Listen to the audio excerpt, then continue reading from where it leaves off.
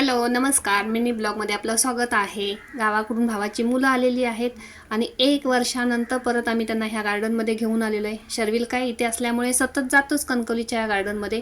मुलांना गार्डनमध्ये गेल्यानंतर एवढा आनंद झालेला आहे की गेल्या पहिले अननसजवळ गेले, तिथे छान हे सगळ्यांनी फोटोग्राफी केली आणि त्याच्यानंतर म्हणजे बाकीचे इतर खेळणी आहेत त्याच्याकडे वळलेले आहेत।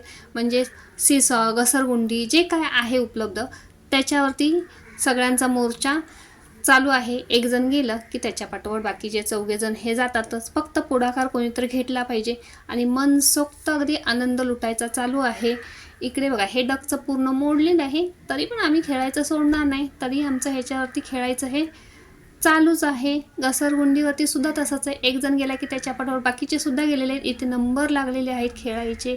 चला खेळून वगैरे झालं, मिस्टर गेलेले आहेत बाहेर, त्याच्यामुळे आता त्यांची गार्डनच्या बाहेर बसून आम्ही येण्याची वाट बघतोय।